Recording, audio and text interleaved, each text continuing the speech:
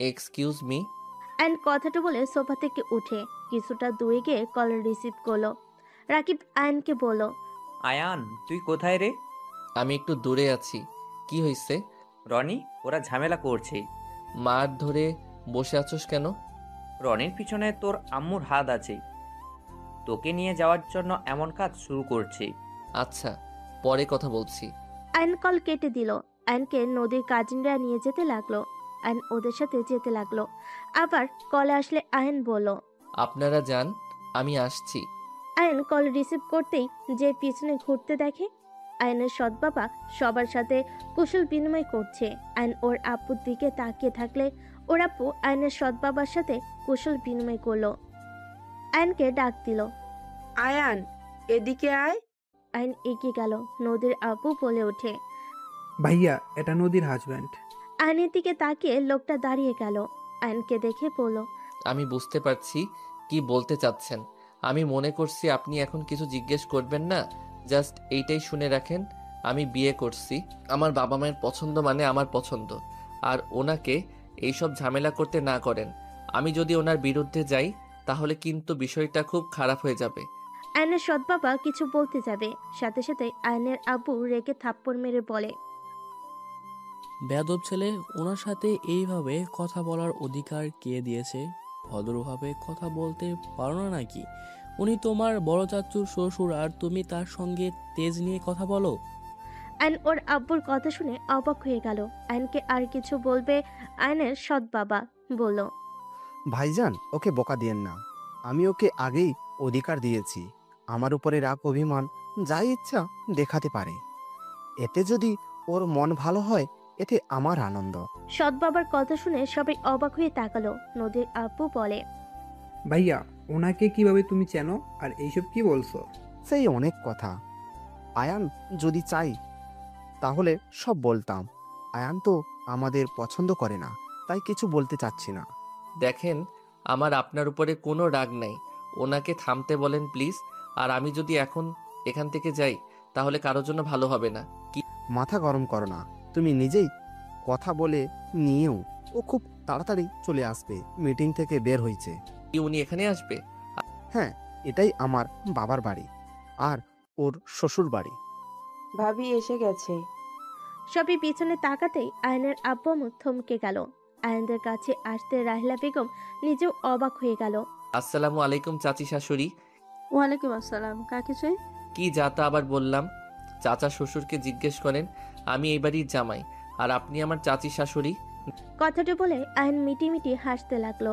আর চোখে রাগ দেখে রাহেলা বেগম কিছু বলার আগে আয়নের আব্বু বলে, আয়ান, আমি কিছু জানতাম না। আয়ান, প্লিজ আমাকে ক্ষমা করে দাও। আমি সত্যি জানতাম না। জানলে কখনোই তোমাকে জোর করে আনতাম না। আয়ন হেসে বলে, ধ্যাত, আব্বু কি যে বলো না। আমার তো অনেক আনন্দ লাগছে। আমি ভাগ্য করে বড়লোক চাচা চাচি পাইলাম। উহ, ভাবা যায় বড়লোক আর বড়লোক। আয়নকে কিছু বলতে যাবে, সাথে সাথে নদীর কাজিনরা এসে নদীকে, আতিয়াকে, রাজুকে আর আয়নকে নিয়ে যেতে লাগলো। চারজনকে নিয়ে ছাদে গেল। আয়ন সবাই আড্ডা দিতে লাগলো। শুধু আতিয়া নদী চুপচাপ বসে আছে। আয়ন রাজু বলল, ধ্যাত, এখানে আড্ডা দেওয়ার সময় নাই। তোরা আড্ডা দে। আতিয়া, চলো। রাজু আতিয়াকে কোলে তুলে নিয়ে যেতে লাগলো। সবাই ভ্যাবাচাকা খেয়ে তাকিয়ে থাকলো। একজন বলে উঠল, আপনি আর থেকে কি করবেন? যান, বউ নিয়ে ভাগেন। রাইমা এসে বলে, এই সবাই নিচে চলো, খাবার খেতে ডাকছে। রাইমার কথা শুনে সবাই যেতে লাগলো। নদীর সিঁড়িতে নামতেই পড়ে যেতে নিবে। সাথে সাথেই আইন ধরে ফেলো। রাইমা পিছনে দাঁড়িয়ে থেকে দেখতে লাগলো। আইন নদীকে বলল, কি করছেন? ঘোমটা খুলেন। এভাবে হাঁটে কেউ? আর একটু হইলে পড়ে যেতেন। ঘুমটা খুললে তো আপনি আগেই দেখে ফেলবেন। সেই তো দেখবই। আগে আর পরে বউ তো বউ। হাজারবার দেখলে বউয়ের প্রতি কখনো কারো বিরক্ত আসতে পারে না। তাই এখন দেখা, বাসর ঘরে দেখা, একই ব্যাপার। ঘোমটা খুলেন। আইনের কথা শুনে নদী ঘোমটা খুলতেই আইন হা হয়ে গেল। আইন মুখ ফসকে বলে দিল, মাশাআল্লাহ। আইনের কথা শুনে নদী কিছুটা লজ্জা পেয়ে গেল। রাইমা পিছন থেকে বলে, কি এখানে প্রেম করবেন নাকি? নিচে চলেন, বাসার ঘরে প্রেম করেন। রাইমার কথা শুনে নদী লজ্জা পেয়ে নিচে নামতে লাগলো। আইন নদীর পিছন পিছন যেতে লাগলো। নিচে গেলে সবার সাথে খেতে বসলো। রাজু আতিয়াকে খাওয়াই দিচ্ছে আর আতিয়া রাজুকে খাওয়াই দিচ্ছে। এইটা দেখে আয়ন নিচের দিকে তাকাতেই আয়নকে নদী খাওয়াই দিতে বলল। আয়ন নদীকে খাওয়াই দিতে লাগলো।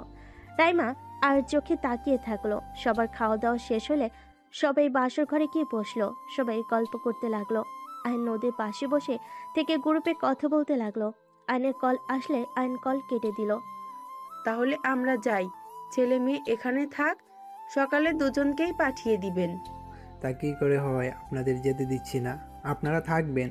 কত গল্প করা বাকি আছে, আগেই পালিয়ে গেলে হবে নাকি? কি যে বলেন না। বড়রা সবাই কথা বলতে লাগলো। কয়েকজন মিলে 4 জনকে নিয়ে চলে যেতে লাগলো। আয়ন নদীকে নদীর ঘরে নিয়ে বলে, এখন টাকা নিলাম না, যখন বড় করে অনুষ্ঠান হবে তখন না দিলে খবর আছে। নদী আয়ন হেসে দিল। সবাই চলে গেল। আয়ন নদীকে বলল, আপনি কি চুপচাপ থাকতে ভালোবাসেন নাকি? না মানে বুঝেছি, আপনি হাসলে অনেক সুন্দর লাগে। ধন্যবাদ। আচ্ছা, আপনি কোন ভার্সিটিতে পড়েন? আপনার চাচির ভার্সিটিতে তো। ও আচ্ছা, একটা কথা বলবো, আপনি চাচু আর বড় আম্মুকে দেখে রেগে গেলেন কেন? আমি দেখেছি বড় আম্মুর দিকে আপনি রাগী লুক নিয়ে তাকিয়েছিলেন। তেমন কিছু না, ওনার কিছু লোকজন আমাদের সাথে ঝামেলা করে, তাই রাগ হচ্ছিল। ও আচ্ছা, আরেকটা কথা জিজ্ঞেস করব। জি করেন। আমাকে আপনার পছন্দ না, তাই না? হঠাৎ এই কথা কেন? আমি তো আপনার বয়সে বড়, আর আমার একবার বিয়ে হতে গিয়ে ভেঙে গিয়েছিল, তাই। বসেন, দাঁড়িয়ে থাকবেন নাকি? আয়ন খাটের উপরে বসলে নদী আয়নের পাশে বসলো। আয়ন নিচের দিকে তাকিয়ে আছে। নদীর সাহস নিয়ে আয়নের হাতের উপর হাত রাখলে আয়ন চমকে গেল। আয়ন তাকাতে নদীর শরম পেয়ে হাত সরিয়ে নিল। আয়ন সাথে সাথেই হাত নিজের কাছে নিয়ে এসে বলে, যে হাত একবার ধরছেন সেই হাত এত সহজে ছেড়ে দিচ্ছেন? না মানে আপনি কি না কি ভাবেন তাই আর কি। কি ভাববো, বউ তো হাত ধরছে, অন্য কেউ তো আর না। আচ্ছা, আমি তো মধ্যবিত্ত ফ্যামিলির ছেলে, আমাকে বিয়ে করলেন, আমি আপনাকে আপনার মন মতো কিছু কিনে দেওয়ার সামর্থ্য আমার নাই। আমি স্টুডেন্ট, আমার সাথে কি সারা জীবন থাকতে পারবেন? আপনি আমার স্বামী, আপনি পড়াশোনা করছেন, করতে থাকেন। আর আমি একজন শিক্ষিত মেয়ে, আমি চাইলে যে কোনো জব নিতে পারবো। আর আমি আপনার থেকে টাকা পয়সা কিছু চাই না, আমি শুধু আপনার থেকে ভালোবাসার সম্মান, আমাকে সময় দিলেই আমি খুশি। আমার টাকা পয়সা দামি গিফটের দরকার নেই। সত্যি কি এসব হইলে চলে? অবশ্যই চলবে। আমি সব সময় চাই আমার স্বামী আমাকে বুঝবে, আমাকে ভালোবাসবে, আমাকে সম্মান করবে। সেই গরিব হোক তাতে আমার সমস্যা নাই, একজন ভালো মনের মানুষ হলেই হবে। আমি তো ভালো মনের মানুষ না। তাই কোন মনের মানুষ? দেখবেন। জি। নদী আগ্রহ নিয়ে তাকালে আয়ন সাথে সাথে ঠোঁটে কিস করে দিলে। নদী হা হয়ে গেল, চোখগুলো ছানা বড়া হয়ে গেল। আয়ন ফিক করে হেসে বলে, মুখ চাপাতে কি সাহায্য করব নাকি? আয়ন আবার কিস করতে যাবে, সাথে সাথে নদী আয়নের মাথার পিছনে ধরে ঠোঁট নিজের দখলে নিয়ে নিল। আয়ন মিটি মিটি হাসতে লাগলো। নদী আয়নের মাথা বুকের সাথে চেপে ধরলো। চোখ বন্ধ করে আয়নের ঠোঁটের স্পর্শ অনুভব করতে লাগলো। আয়ন আস্তে আস্তে নদীর সাথে মিশে যেতে লাগলো। নদী আয়নের সাথে সুখের সাগরে ভেসে যেতে লাগলো। অনেকক্ষণ আদর করার পর আয়ন ক্লান্ত হয়ে নদীর বুকের উপর শুয়ে পড়ল। হঠাৎ করে মুখ তুলে নদীকে দেখে আয়ন লজ্জা পেয়ে গেল। নদী লজ্জায় আয়নের দিকে না তাকিয়ে অন্যদিকে তাকিয়ে আছে। আয়ন বলে উঠল, দূর, এত লজ্জা কেন পান? নিজে কি করছো? কি জানি, কেমন একটা শরম লাগছে। কথাটা বলে দুজন হেসে দিল। দুজন চুপচাপ শুয়ে থাকতে থাকতে ঘুমিয়ে গেল। সকালে নদীর ঘুম ভাঙলে লজ্জায় লাল হয়ে যেতে লাগলো। আয়নকে আস্তে আস্তে বালিশে শুয়ে দিয়ে শাড়ি শরীরের সাথে জড়িয়ে নিয়ে ওয়াশরুমে চলে গেল। গোসল করে বের হয়ে আয়নের জন্য কিছু শার্ট প্যান্ট অর্ডার দিয়ে ড্রেসিং টেবিলের সামনে গিয়ে চুল হেয়ার ড্রাই করতে লাগলো। আয়নের ঘুম ভেঙে গেল। আয়ন নদীর দিকে তাকিয়ে রাতের কথা মনে পড়লে আয়নের রাগ হতে লাগলো। আয়ন উঠে বসলো, পায়জামা পরে নিল। নদীর ফোনে কল আসলে নদী পিছনে ঘুরে তাকিয়ে দেখে আয়ন উঠে পড়েছে। উঠে পড়ছো? জি। আয়ন ফোনটা রিসিভ করে কাউকে বলো অপেক্ষা করতে। কল কেটে দিয়ে নদী বলল, তুমি গোসল করে নাও, আমি নিচ থেকে আসছি। আমি তো শার্ট প্যান্ট নিয়ে আসি নাই। তুমি গোসল করো, আমি নিয়ে আসছি। নদী রুম থেকে বের হয়ে গেল। আয়ন ওয়াশরুমে চলে গেল। নদী নিচে গিয়ে সদর দরজা খুলে অর্ডারগুলো রিসিভ করে নিল। রিসিভ করে বিল দিয়ে নদী দরজা লাগিয়ে দিল। নদীকে দেখে আয়নের আম্মু বলল, বৌমা আয়ান ওঠে নাই? উঠেছে। ওকে একটু তাড়াতাড়ি নিচে আসতে বলো তো, বাসায় যেতে হবে। আপনারা থাকবেন না? না মা, বাড়িতে অনেক কাজ আছে। আর কয়েকদিন থেকে যান না। অন্য এক সময় এসে অনেক দিন থাকবো। আচ্ছা, আয়ানকে এগুলো দিয়ে আসি। নদী দৌড়ে যেতে লাগলো। রুমে গিয়ে দেখে আয়ন তোয়ালে পরে বের হতেই নদী লজ্জায় ঘুরে দাঁড়িয়ে পড়ল। এখানে দেখো, শার্ট প্যান্ট টি শার্ট আছে। আয়ন হাতে নিয়ে অবাক হয়ে বলে, এইটা কোথায় পাইলেন? কার এইগুলা? তোমার জন্য নিয়েছি, অনলাইনে অর্ডার দিয়েছিলাম। দেখো লাগে নাকি। আয়ন শার্ট পরে নিল। প্যান্ট পরতে গিয়ে দেখে ঢিলা, মাঝে দিক খুলে যায়। আয়ন নদীকে বলল, এইদিকে তাকান। বাহ, শার্ট পারফেক্ট আছে। প্যান্ট কি হয়েছে? কোমরে থাকতে চাচ্ছে না। ওয়েট, ব্যান্ড দেই। আরে কোমরের মাপ তো জানি না, মন যেইটাই বলল ওইটাই নিয়ে এসেছি। নদী আলমারি থেকে বেল্ট বের করে দিলে। আয়ন ভুরুকুচকে তাকিয়ে বলে, এইগুলো কার? আমার। কি আপনিও পরেন? আগে পড়তাম, এখন পড়ি না। ও আচ্ছা। আয়ন বেল্ট পরে নিল। নদী আয়নকে বলল, তোমার আম্মু তোমাকে তাড়াতাড়ি নিচে যেতে বলেছে। ও আচ্ছা। আয়ন নদী দুজন নিচে নামতে লাগলো।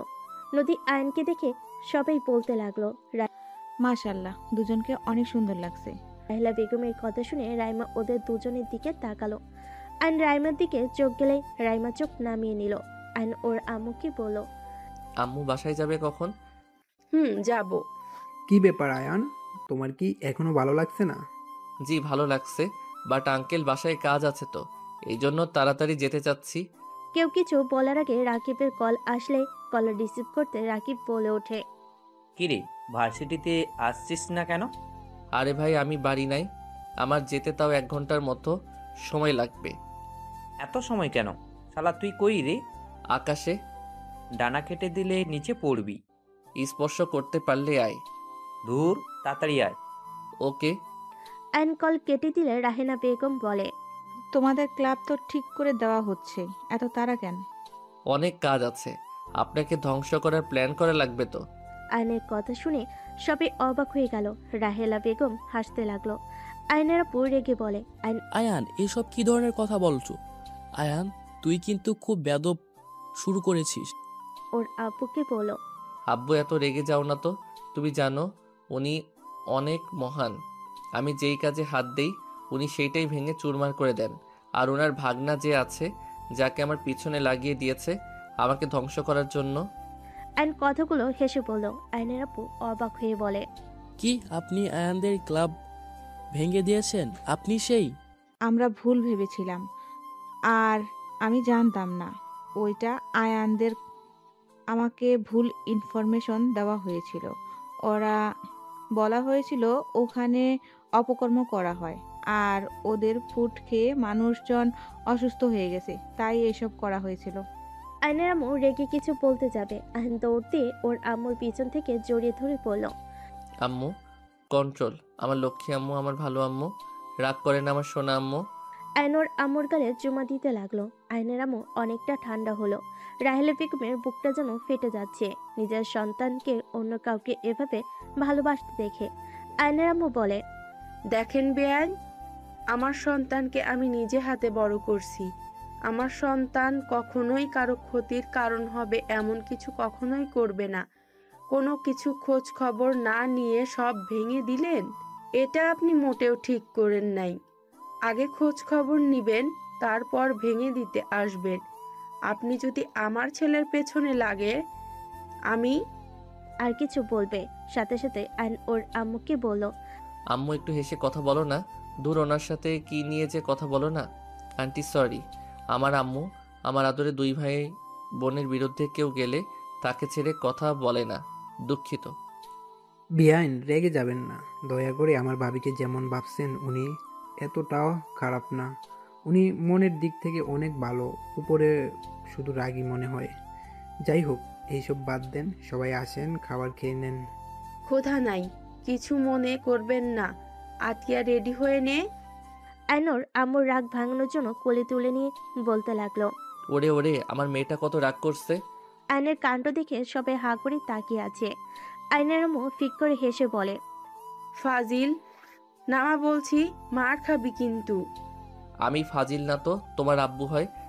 রাগ করে না আম্মুটা, ওলে ওলে বাচ্চা মেয়েটা রাগ করছে। আয়নের কথা শুনে সবাই হাসতে লাগলো, শুধু রাহিলা বেগম বাদে। আয়নের আম্মু কান ধরে হাসতে লাগলো। রাহেলা মুখ ফসকে হাসতে হাসতে বলে দিল, আয়ান, তুমি আগের মতোই দুষ্ট এখনো আছো, একটু পাল্টাও নাই, ফাজিল একটা। এক নিমিষেই আয়নের হাসি মুখ থেকে উড়ে গেল। রাইমা হাসি মুখ মলিন হয়ে গেল। নদী অবাক হয়ে বলে, কি ব্যাপার, তুমি আয়ানকে চেনো নাকি আগে থেকে? ভাবিদের সাথে একবারে ট্যুরে গেছিলাম, সেই থেকে একটু একটু চিনি। আগে তো বলো নাই। মনে ছিল না, কেবল মনে পড়লো। আমারও খেয়াল ছিল না, কেমন আয়ানের এমন কাণ্ড দেখে মনে পড়লো যে এমন কেউ করতো। ও, সবাই টুকটাক কথা বলে খাবার খেতে চলে গেল। আয়ন নদীকে খাওয়াই দিতে লাগলো। নদী আয়নের দিকে অবাক দৃষ্টিতে তাকিয়ে আছে। আয়ন বলল, কি ব্যাপার, এভাবে তাকিয়ে আছেন কেন? না কিছু না। নদী আয়নের হাতে খেতে লাগলো। সবাই খাওয়া দাওয়া করে শেষ হইলে কিছুক্ষণ বসে কথা বলে সবার থেকে বিদায় নিয়ে আয়ন বের হতে যাবে।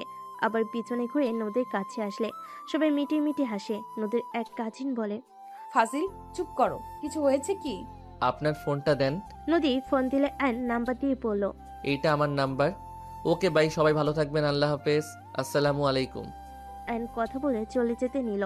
নদী আয়নের চলে যাওয়ার দিকে তাকিয়ে থেকে দেখতে লাগলো। উনি তোমার আম্মু ছিল, তাই না? আমার আম্মু আছে, উনি কেন হবে? চুপ কর পিচ্ছি। আতিয়া আর কিছু বলল না। আয়নের আব্বু বলে, তুই আগে থেকে জানতি তাই না? তোর আম্মুর সাথে দেখা হয়, আগে কেন বলস নাই? আমি যে ভার্সিটিতে পড়ি ওটা ওনাদের। আর প্রথমে আমি জানতাম না, যখন ক্লাব ভেঙে ক্যান্টিন ভেঙে দেয় সেই দিন ওনার সাথে দেখা করতে গিয়ে দেখি উনি। আর উনি আমাকে তো চেনে নাই, আমিও পরিচয় দেই নাই।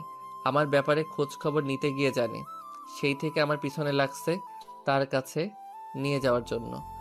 আমাদের ছেড়ে ওনার কাছে চলে যাবি আয়ান? কখনোই না।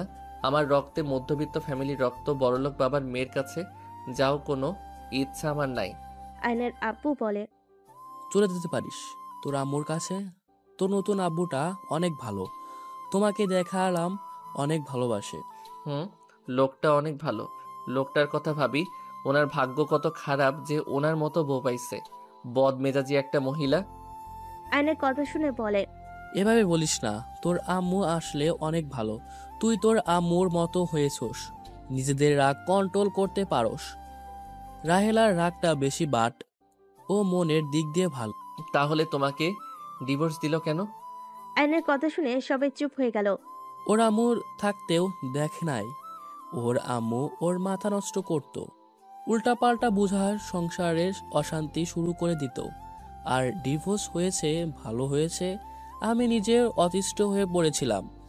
আমার ভুল হয়েছিল বড়লোক বাবার মেয়েকে ভালোবেসে বিয়ে করে।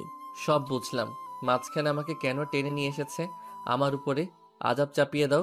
কেউ কিছু বলল না। আয়ন আর কিছু না বলে ভার্সিটির সামনে নেমে পড়ল। আয়ন ভার্সিটিতে ঢুকে সোজা ক্যান্টিনে চলে গেল। রাকিব আয়নকে ইশারা করে আয়ন চলে গেল। সবার সাথে বসে আড্ডা দিতে লাগলো।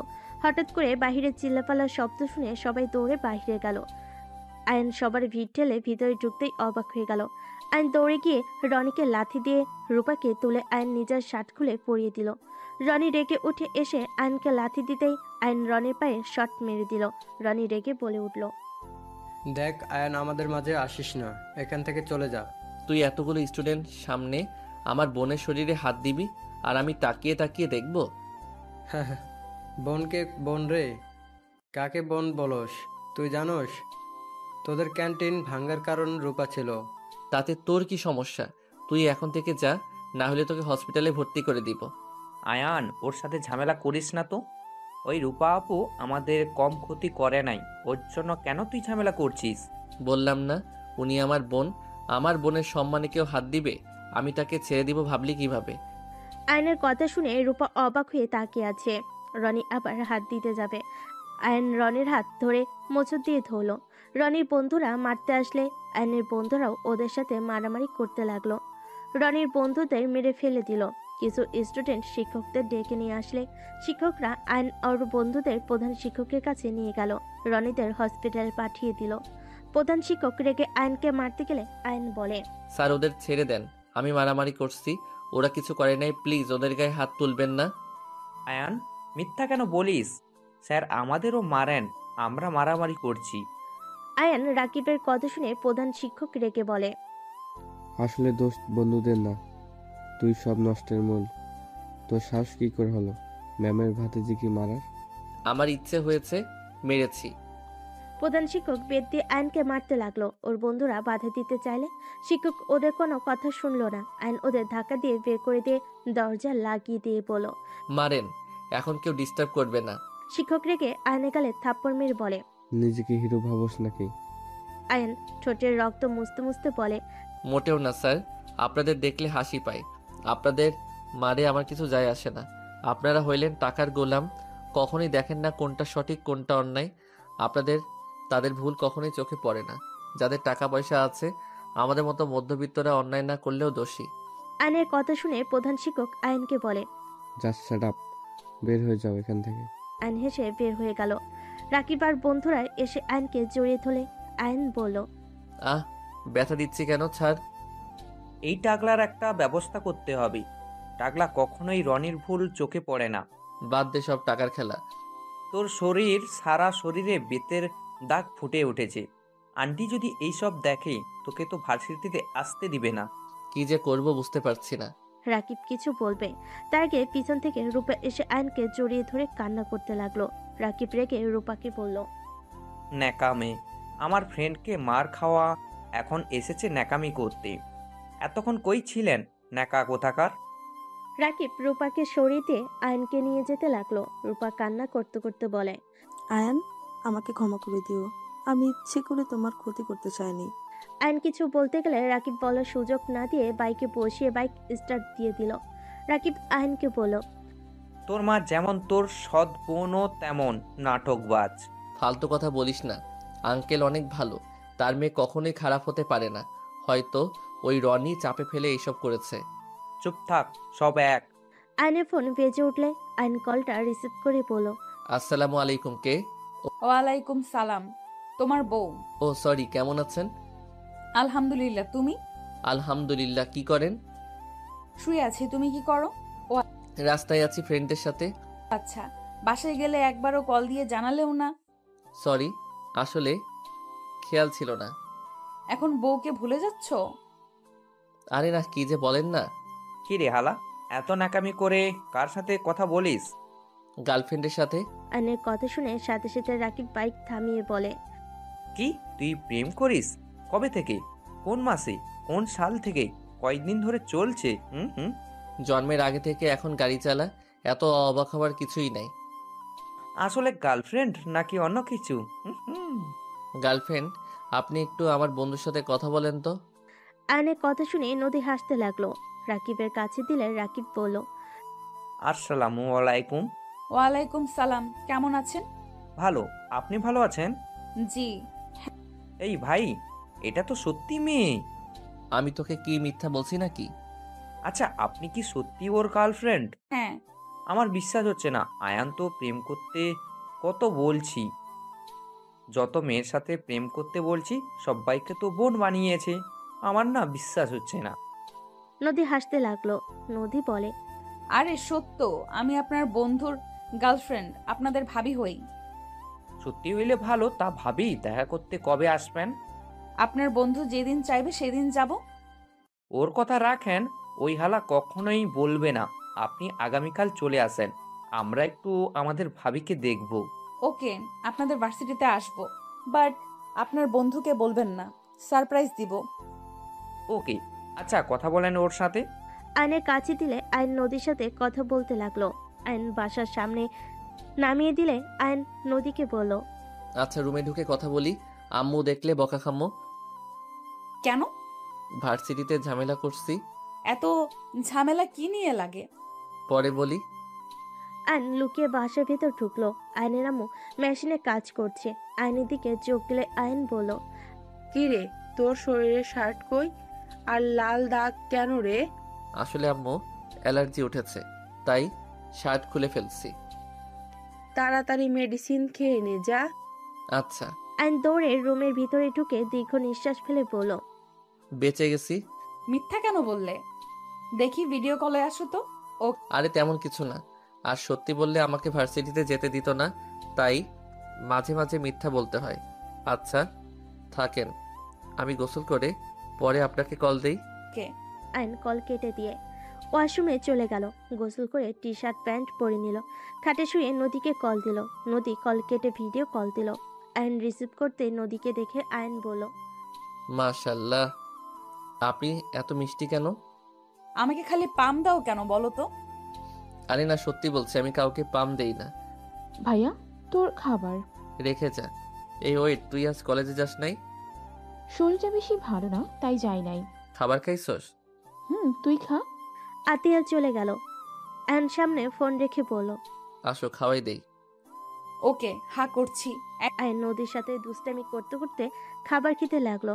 খাওয়া শেষ হলে আয়নের ফোনে কল আসলো। নদীকে বলল, আচ্ছা, পরে কথা বলি, তোমার চাচি কল দিচ্ছে। আয়ন কল কেটে দিয়ে কল রিসিভ করলো। রাহেলা বেগম রেগে বলে ওঠে, আয়ান, তুমি আমার ভাতিজাকে মেরে হসপিটালে ভর্তি করছো? তোমাকে কতবার বলবো ঝামেলা না করতে, বারবার কেন করছো? তোমাদের সব তো ঠিকঠাক করে দেওয়া হয়েছে, তারপর কেন ওকে কেন মারলে? আমার ইচ্ছে হয়েছে মারছি, আবার ইচ্ছে হইলে আবারও মারবো। আমার ভাই, আমার বাবা তোমাকে খুঁজে পেলে কি করবে তোমার ধারণা আছে? আমি আমার আল্লাহকে ছাড়া কাউকে ভয় পাই না, সো ওইসব ভয় আমাকে দেখাবেন না। যাই হোক, নামাজ পড়তে যাব, বাই। আয়ান কল কেটে দিয়ে ওয়াশরুমে গিয়ে অজু করে বের হয়ে গেল। মসজিদে গিয়ে নামাজ পড়ে বের হতেই আয়ন দেখে রনির আব্বু আর নানু দাঁড়িয়ে কারোর খোঁজ করছে। আয়ন ওদের সামনে দিয়ে যেতে রনির নানু সাথে সাথে কলার ধরে আয়নের মুখে খুশি মালো। আয়ন মুচকি হাসি দিয়ে বলে, আর বড়লোক মানুষ এখানে গরিবের শরীরে হাত দিচ্ছে, ছি ছি, হাত তো নোংরা হয়ে গেল। বেয়াদব, তোর এত বড় সাহস আমার নাতিকে মেরে হসপিটালে পাঠাস? তোকে বুঝিয়ে দিব কার নাতির গায়ে হাত দিয়েছিস। অফিসার, ওকে ধরেন। আয়নকে পুলিশ ধরলে আয়ন হাসতে হাসতে বলে, এই পুলিশে ধরে দেওয়া ছাড়া কিছু পারেন? এইসব করে আমাকে ভয় দেখাতে পারবেন না। আপনার নাতি ভবিষ্যতে আরো মার খাবে যদি নিজের চরিত্র ভালো না করতে পারে। চুপ, তোর থেকে আমার নাতির চরিত্র সম্পর্কে জানতে হবে না কে? আয়ন কিছু বলবে তার আগে আত্মীয়া পিছন থেকে বলে ওঠে, ভাইয়া। আতিয়া, তুই এখানে কি করস? আঙ্কেল, আপনি আমার ভাইয়াকে ধরেছেন কেন? ছাড়েন বলছি। আতিয়া, তুই এখান থেকে যা। আমি তোমাকে না নিয়ে যাব না। অফিসার, নিয়ে চলেন। আয়নকে টেনে নিয়ে যেতে নিলে আতিয়া আয়নের হাত ধরে বলে, আমি আমার ভাইয়াকে যেতে দিব না। আমার ভাইয়া কি করেছে যে আপনি ভাইয়াকে তুলে নিয়ে যাচ্ছেন? আতিয়া, তুই বাসায় যা, বোন আমার কোনো কিছু করতে পারবি না। ভাইয়া, ইনি তোমার নানু না? উনি তো রাহেল আন্টির বাবা। আমি ওনাকে খবরের কাগজে দেখেছিলাম। তুই যা তো বোন। আতিয়ার কথা শুনে নানু কিছুটা অবাক হয়ে গেল। আতিয়াকে কিছু বলবে তার আগেই আয়ন বলে, আল্লাহর কসম আতিয়া, তুই এখন থেকে চলে যা, না হলে আমি কিন্তু নিজের ক্ষতি করব। আয়ন পুলিশের গাড়িতে উঠে চলে গেল। আতিয়া কান্না করতে করতে চলে গেল। আতিয়া রেগে আয়নের নানুর দিকে বালু ছুঁড়ে মেরে বলল, আপনিও খারাপ, আপনার মেয়েও খারাপ। আপনারা আমার ভাইয়ার সাথে সবসময় ঝামেলা করেন। রনির আপু কিছু বলবে তার আগে আয়নের নানু থামিয়ে দিল। আতিয়া কান্না করতে করতে বাড়িতে চলে গেল। আতিয়াকে কান্না করতে দেখে আয়নের আম্মুর বুকটা ঢুক করে উঠল। আয়নের আম্মু বলল, আতিয়া, কান্না করছিস কেন? কি হয়েছে? আম্মু, ভাইয়াকে পুলিশ ধরে নিয়ে গেছে। কি? কিন্তু কেন? ভাইয়ার নানু পুলিশে দিয়েছে। আতিয়ার কথা শুনে আয়নের আম্মুর রাগ হতে লাগলো। আয়নের আম্মু আয়নের আব্বুকে কল দিল। এদিকে আয়নকে থানায় নিয়ে গিয়ে মারধর করতে লাগলো। আয়ন প্রতিটা মার হজম করতে করতে বলল, ওই চৌধুরী, আমার উপরে অত্যাচার করলে ভাবিস আমি ভয় চুপ হয়ে যাব? আমি তোদের ধ্বংস করে দিব। তোদের এত অহংকার আমি ভেঙে দিব, ঘুষখোর কোথাকার। এত মার খাওয়ার পর তো দেখি তেজ কমে না। ঘুষখোর বলছি তো, আমাকে মেরে ফেললেও আমার এমন তেজ থাকবেই। আমার যদি কিছু হয় তোদের আমি শান্তিতে থাকতে দিব না। আয়নকে আরো মারতে যাবে তখনই রূপা এসে বলে, অফিসার, ওর গায়ে আর একটাও হাত তুলবেন না। আয়ন সামনের দিকে তাকাতে দেখে রূপার রাহেলা বেগম নদী এসেছে। আয়ন রাহেলা বেগমকে বলে, আরে ম্যাম, আপনার আশা বাকি ছিল। আর অফিসার, থামলেন কেন? মারেন, ঘুষখোরদের আত্মার শান্তি করেন। একদম না অফিসার, আপনি আয়নকে এভাবে মারতে পারেন না। আর নানু, আপনি আয়নকে কোন হিসেবে জেলে দিয়েছেন? আপনার নাতি একটা লম্পট। রূপাকে পুরো ক্যাম্পাসে স্টুডেন্টদের সামনে ওর ওড়না টেনে ওর জামা পর্যন্ত ছিঁড়ে দিয়ে ওর সাথে খারাপ কাজ করতে নিয়েছিল। কি বলছো? হ্যাঁ নানু, রনি আমার সাথে অমন করেছে। আয়ান আমাকে বাচ্চাতে গিয়ে মারামারি করে। আয়ানকে তো রনি অনেক মারছে, এমনকি প্রধান শিক্ষক ওকে শাস্তি দিয়েছে। আবার আপনারা দুইজন মিলে ওকে জেলে নিয়ে টর্চার করছেন। আপনি আর আম্মু কখনো কোনো কিছু না শুনে নাতি যা বলে তাই শুনে লাফান। রূপার কথা শুনে নানু পুলিশকে ছেড়ে দিতে বলে। আয়ন বের হতে দেখে আয়নের আব্বু আম্মু আতিয়া রাকিব চলে এসেছে। আয়নের আম্মু দৌড়ে এসে আয়নকে জড়িয়ে ধরে কান্না করতে লাগলো। আপনি কি মানুষ? আমার ছেলেকে মেরে কি করে দিয়েছেন? আপনারা বড় লোক জন্য যা মন চায় তাই করবেন? রায়ান, তুমি এখানে? আয়নের আব্বু বলে। হ্যাঁ, আমি এখানে। রাহেলা চৌধুরী, আপনি আসলে অনেক অন্যায়মান। আপনার মতো মানুষ হয় না। সত্যি আপনাকে আমার কিছু বলার নাই। আমার ছেলের লাশ দেখতে পেলেই হয়তো আপনার খুশি হবেন, তাই না? আপনাদের হাত জোর করছি, আমার ছেলেকে শান্তিতে থাকতে দেন। উফ, আব্বু কি করছো? এই ঘুষখোর কাছে কেন হাত জোর করছো? আব্বু, আমাকে অপমান করো না প্লিজ। আয়ান, আমাকে ক্ষমা করে দিও। আমার জন্য তোমাকে এত কষ্ট পেতে হলো। আমার ভাগ্য খারাপ বোন, তোমার দোষ নাই। ভাগ্য ভালো থাকলে জঘন্য মায়ের গর্ভে আমাকে জন্ম নিতে হতো না। আয়ন কথাটা বলে আয়ন আর নদীর কাঁধে হাত দিয়ে যেতে লাগলো। রাহিলা বেগমের চোখ বেয়ে পানি চড়তে লাগলো। মাথা নিচের দিকে করে চোখের পানি ফেলতে লাগলো। আয়নের চোখের কোণায় পানি জমতেই আয়ন মুছে ফেলো। রাকিব আয়নকে বলল, আয়ান, এই ভার্সিটি ছেড়ে দে। আমি ওইখানে পড়বো।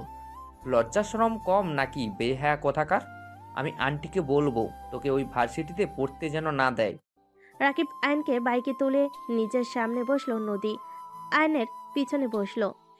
আয়নের আম্মু আব্বু আতিয়া একটা সিএনজি নিয়ে যেতে লাগলো। আয়নের বাসার সামনে গেলে আয়নের আম্মু গাড়ি থেকে নেমে তালা খুলে দিলে রাকিব বাইক নিয়ে ভিতরে গেল। আয়ন নদী নেমে পড়লে রাকিব বাইক রেখে আয়নকে ধরে নিয়ে যেতে লাগলো। রুমে নিয়ে গিয়ে খাটে বসিয়ে দিল। নদী আয়নের পাশে দাঁড়িয়ে আতিয়াকে বলল, আতিয়া, ফার্স্ট এড বক্স নিয়ে আসো তো। নিয়ে আসছি ভাবি। ভাবি মানে? আয়ান মুচকি এসে বলে, আমার গার্লফ্রেন্ড এইটা, তুই যার সাথে কথা বলছস। কি গার্লফ্রেন্ড সোজা শ্বশুর বাড়ি চলে আসলো? আন্টি জানে? সবাই আমার গার্লফ্রেন্ড পছন্দ, তাই প্যারা নিস না, চল। বাবা, আসলে ভাবি অনেক সুন্দর, মেনে নিতে সবাই বাধ্য। ভাবি, আপনার কোনো বোন নেই? আরে বোন তো রূপা। কি? রাহেলা বেগম হাজবেন্ড আছে না, উনি ওনার বড় চাচ্চু। এই ভাই, এইসব কি বলিস? ঠিক বলছি। তুই কি ইচ্ছে করে প্রেমের জালে ফাঁসিয়েছিস নাকি? আয়ন হালকা করে থাপ্পড় দিয়ে বলে, দূর, এটা আমার বউ। আর আমি আগে জানতাম না যে ওই ফ্যামিলির সাথে ওনার সম্পর্ক আছে। জানলে তো মনের ভুলেও ওই বাড়িতে যেতাম না, বিয়েও করতাম না। মাথার উপর দিয়ে যাচ্ছে সব। আদা ফার্স্ট এইড বক্স নিয়ে আসলে নদী হাতে নিয়ে আয়নার শার্ট খুলতে লাগলো। আয়নার সারা শরীর লাল হয়ে গেছে। নদীর চোখ দিয়ে পানি পড়তে লাগলো। আর নদীর দিকে তাকিয়ে বলল, আরে কান্না কেন করছেন? তুমি এমন কেন? হ্যাঁ, সত্যিটা সবাইকে কেন বলো নাই? এত মার খাওয়ার পরও কিভাবে হাসো? হ্যাঁ, সত্য কাদের বলবো? ওই চৌধুরী ফ্যামিলিকে। ওরা কখনোই কোনো কিছু সত্যি বিশ্বাস করে না। নাতি মিথ্যা বলে, ওইটাই সত্যি। তাই তাদের বলার কোনো প্রয়োজন ছিল না। নদী কিছু বলবে তার আগে আয়নের আম্মু রুমে ঢুকে বলল, অনেক তোর কথা শুনেছি। তোর আব্বু ওর বন্ধুর সাথে কথা বলছে। 3 দিন পর তোর আব্বুর সাথে অন্য ভার্সিটিতে ভর্তি হবি। আম্মু, আমি ওইখান থেকে অন্য কোনো ভার্সিটিতে যাব না। আমি কোনো কথা শুনতে চাই না। তুই অন্য জায়গায় ভর্তি হবি মানে হবি। আর তোর আব্বু কান্না করছে। আয়ান প্লিজ, আর ওই মানুষটাকে কষ্ট দিস না। আম্মু, আমি যদি ওই ভার্সিটি থেকে বের হয়ে যাই, ওরা ভাববে আমি ওদের ভয়ে অন্য জায়গায় ভর্তি হয়েছি। ভাবলে ভাবুকগা, ওদের ভাবা দিয়ে কোনো কিছু যায় আসে না। দেখ আয়ান, তোকে আমরা হারাতে পারবো না। তোকে যা বলছি তাই করবি। আম্মু, যা বলছি এটাই আমার শেষ কথা। আন্টি ভালো ডিসিশন নিয়েছে। আমরা ওইখানে পড়বো না, বাসায় গিয়ে আমরা সবাই আব্বুদের বোঝাবো। তাহলে তো কোনো সমস্যাই থাকলো না। আয়ন কিছু বলবে ওর আম্মু কিছু না শুনে চলে গেল। নদী আয়নের শরীরে ক্রিম লাগিয়ে দিতে লাগলো। আয়ন রাগে সামনের দেওয়ালে খুশি মারল। নদী আয়নের হাত ধরে বলে, পাগল হয়ে গেছো নাকি? এইভাবে নিজেকে কেউ ব্যথা দেয়? আসলে আমি একটা পাগল। আমার নিজেকে আয়নায় দেখলে ঘৃণা লাগে। উফ, কেন যে দুনিয়াতে এসেছিলাম। আল্লাহ কি আমাকে অন্য কোনো ফ্যামিলিতে পাঠাতে পারতো না? এই ফ্যামিলিতে কেন পাঠিয়েছে? কেন তোমার আব্বু আম্মু বোন তোমাকে কম ভালোবাসে নাকি? তোমার আম্মু তোমাকে পাগলের মতো ভালোবাসে, তারপরও এই ধরনের কথা বলছো? থানার ভেতরে বলে জঘন্য মায়ের গর্ভে জন্ম নিয়েছো। আন্টি কত কষ্ট পাচ্ছে, এসব কি ধরনের কথা বলো? রাকিব কিছু বলবে, আয়ান চুপ থাকার ইশারা করলো। আয়ান নদীকে বলল, এইসব বাদ দেন। আর আপনি এখানে কিভাবে আসলেন? রূপা বাসায় গিয়ে সবাইকে যখন এসব বলে, তখন বড় আম্মু জানায় তোমাকে জেলে নিয়ে যাচ্ছে। রূপাকে নিয়ে আসতে নেয়, তখন আমি ওদের সাথে আসি। ও আচ্ছা, রাতে খাবার খেয়ে তোমাকে বাসায় দিয়ে আসবো? না, আমি তোমাকে এইভাবে রেখে কোথাও যাব না। আপনাদের বিয়ে হয় নাই, এভাবে কিভাবে থাকবেন? আরে ভাই, ওই আমার স্ত্রী। কিভাবে বিয়ে কখন করলি? আয়ন রাকিবকে বিয়ের সবকিছু খুলে বলল। রাকিব রেগে আয়নকে মারতে যাবে, সাথে সাথে আয়ন বলে, আরে ভাই, অনুষ্ঠান করি নাই তো। আর আমার আর রাজু ভাইয়ার পড়াশোনা শেষ হইলে অনুষ্ঠান করবে, আর হুট করে বিয়েটা হয়েছে। তোর সাথে কোনো কথা নেই, আমাকে একবার বলার প্রয়োজন মনে করলি না? আরে ভাই, একটু মজা নিতে চাইছিলাম, তোদের চমকে দেওয়ার ইচ্ছে ছিল। ভালোই করেছিস, আমি তোকে না বলে বিয়ে করব। করগা, না করলো কে? তুই না কইলেও আঙ্কেল আন্টি তো বলবেই। দেখ থাক তুই। ভাইয়া রাগ করেন না। আপনার জামাই একটা শয়তান, ইবলিস কোথাকার। রাকিব কথাগুলো বলে চলে গেল। নদী আয়নকে বলল, প্যান্ট খুলো। ওয়েট, লুঙ্গি পরবো। আয়ন উঠে আলনার উপর থেকে লুঙ্গি নিয়ে পড়তে লাগলো। নদী আয়নের পায়ের উপর থেকে লুঙ্গি তুলে ক্রিম লাগিয়ে দিয়ে বলল, রেস্ট নাও, আমি দেখি আন্টির কাছে যাই। আব্বুর কাছে যেতে হবে। আয়ন রুম থেকে বের হয়ে ওর আব্বুর রুমে চলে গেল। আয়নের আপু আদশা হয়ে বসে আছে। আয়ন ওর আব্বুর পাশে বসে হাত ধরে বলল, আব্বু, আমি কখনোই চাই নাই আমার জন্য তোমাদের চোখের পানি পড়ুক। আব্বু, তুমি যদি চাও আমি অন্য কোথাও ভর্তি হই, ওকে তাই হবে। তাও আব্বু, চোখের পানি ফেলো না। আয়নের কথা শুনে আয়নের আপু কান্না করতে করতে বলে, জীবনের সব থেকে বড় ভুল ছিল তোমার জন্ম দিয়ে এই দুনিয়াতে আমার। যদি আমি জোর করে তোকে না চাইতাম, আজ হয়তো তোকে এই কষ্ট পেতে হতো না।